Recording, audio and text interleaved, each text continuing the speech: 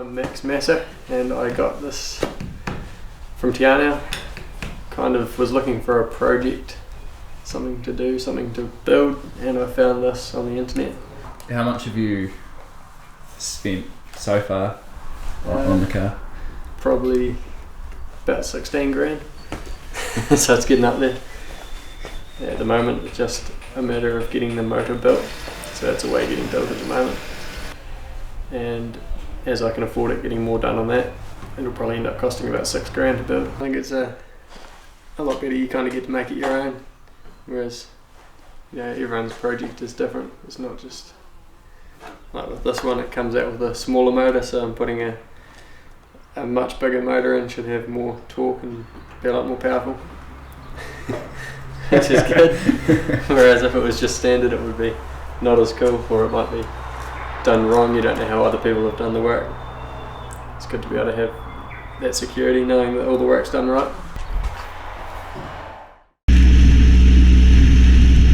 I've never been stopped once by the police in this car. I don't know what it is, but I wish I could say the same about my Mazda. You can appreciate, I don't think there's many classic cars that actually get involved in pranks, not purposely, and people certainly don't drive them recklessly because they tend to love the cars. They don't go out there to challenge them. So basically a member of the family, you know. Yeah. My wife likes going out in her as well. She won't drive her because she's because of the gear stick, of course. My wife being American, she likes automatics, but it's a very stiff gear stick as well. So it's so you've got to get used to her. Like I say, she's temperamental, and there's a certain way of driving her. You have to think all the time. It's not like an automatic where you just drive a car down a road and it does everything for you. No, in those days that didn't happen. No power steering. No, you yank it around the corners. But of course, it's got a smaller steering wheel than the original one. The original steering wheel was a lot bigger, so you could pull it round. The smaller one, obviously, it's a lot tighter, a lot harder to pull it round. Yeah,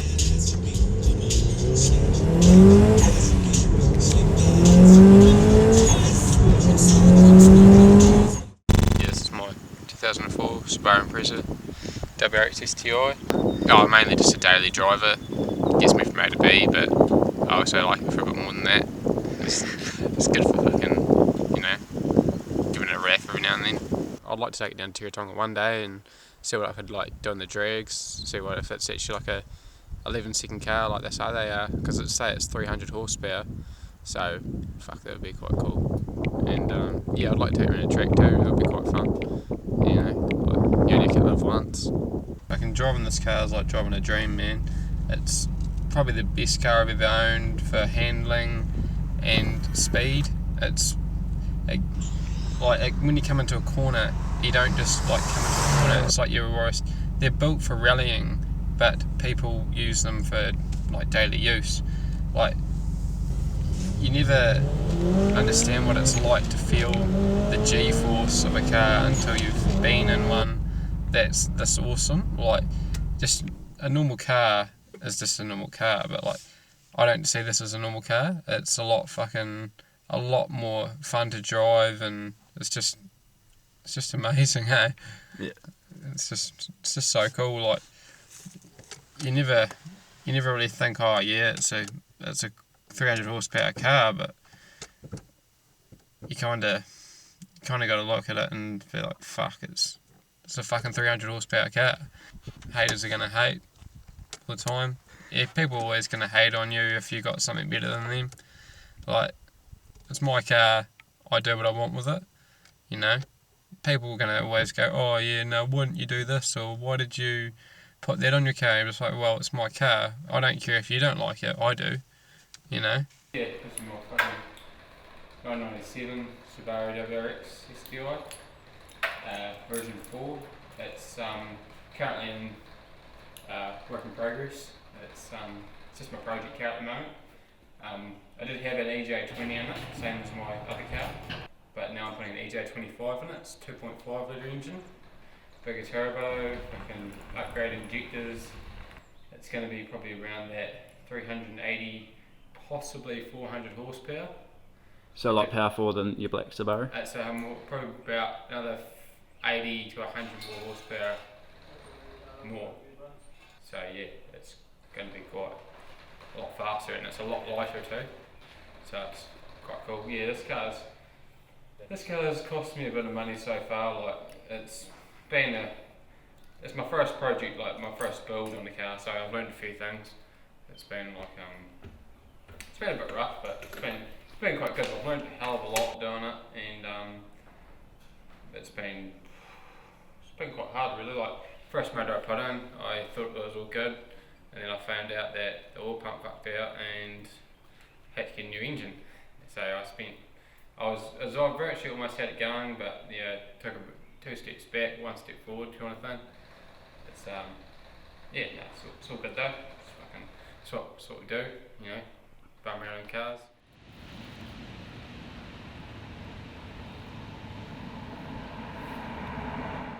I'm Constable Dwight Grieve. I'm a highway patrol officer with the New Zealand Police. There's a whole variety what comes under the heading of performance cars. We can talk about the older cars, the classics, which generally, as a rule of thumb, very well behaved. Generally of an older sort of people, very well done, lots of money put in. Up to the high end, we're now talking completely modified racing type vehicles, racing modifications. We target to risk. So we're going to target which is the higher risk on the road. Everybody gets treated equally on the road. Anybody going fast, higher powerful or not higher powerful, whatever, will get stopped if they're breaking the rules, speeding, etc., etc.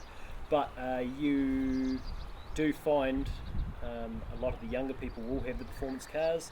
The younger people often have the learner restricted licenses. Particularly in the modified cars, a lot of them are drawn towards that. These are people that do get caught speeding. They have multiple demerits, a lot of adjustments to the cars. They're higher. Basically, if you've got a car that is higher likely to be in a crash, you will be targeted more by police. You are more likely to be stopped. If you've got a perfect, beautiful vehicle that's been done properly and with all the right modifications, and it is done up to a high standard, and you're driving it appropriately because it's cost you a lot of money, you don't want to wreck it, and they stand out, you're a lot less likely to get stopped than the rough car that's had the rough modifications. You can tell it's been changed but not done properly. So yeah, right. we target to what is behind the risks. There's a reason we have our speeds set the way they are. Most people don't understand the basic physics and thoughts behind it. You actually lose most of your speed in your vehicle in the last short period before you stop. And to get down to that last little piece takes a long time. So if you're going 100 kilometres an hour and then say you're going 120, you would think to yourself that's only 20% faster, so it only take me 20% more longer to stop. It's actually closer to 40 to 50% longer to stop. Autobahn, big, wide, open road, no speed limit. You're talking 5-6 lanes. You're talking beautiful barriers around the outside. All traffic travels in one direction. You have no trees, you have no power poles. You have ambulances and emergency service within every 5 kilometres. It works. Internationally, roads are rated 1 to 5. Most New Zealand roads fall under a 3, which if you crash in New Zealand, there's a high chance of injury. Trees, power poles, fences, ditches, everything out there is high possible. The other problem we have is New Zealand's vehicle fleet is still quite old. Modifications from vehicles are so much different. These newer vehicles like these, we have front airbags, side airbags, we have intrusion beams, we have all sorts of things which are making them safer and more capable of being safe in a crash. But just because I can control myself and be safer in a crash doesn't mean the other person couldn't be. It could be anything that stops you, anything that comes out. Autobahn, wild deer can't jump on. New Zealand, we can have wild deer, we can have wild sheep, we can have normal sheep, we can have anything coming on those roads. Children. When you're standing here as I am now, by peripheral vision, out to around here. When I'm going 100 kilometres an hour, it comes down to around here. And try as you might, your human body just cannot bring that out wide again. You can only focus on what's right here. And then let's add a cell phone as a distraction. Let's add someone else in the car. Then all of a sudden we're up to 120 kilometres an hour. You're looking at the white line up the middle. That's all you're seeing, and it can take anything to come from anywhere.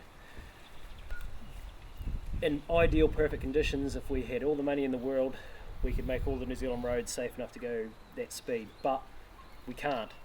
Yep, the cars are getting better to save you from a crash, probably better to handle that speed, but we're still a soft, squishy thing. Humans are soft and squishy. The faster you go, the bigger the mess. You can't put it any more simple. It's the way it's in the ads, it's the way it's advertised. It's as simple as you get it. We're soft and squishy. These aren't. Trees aren't. It's just the way it's going to be. We've all been there. Hey, I'm a guy. I was young. I've been there. We've all made mistakes. We all. It's a guy thing. There's some things and some girls, but it's just this thing. We love our cars. We love our engines. We love going fast. We love taking those sort of risks, but it's changing. It's to make things so you realise what you're actually doing. Now that I'm older and I have a family, I now think, what if it was my family going the other way? I mean, it could be my children. When you're young, you don't think of those things. You think you're bulletproof. You're 10 foot tall, you're bulletproof. When I had my first car, 1971 Ford Escort, 1.1 litre, 110 kilometres downhill with a tailwind. Nowadays, young guys are driving V8 Holden Commodores, Subaru WRXs. I mean, these things are capable of astronomical speeds and hugely powerful vehicles. You are so more highly likely to die in one of those.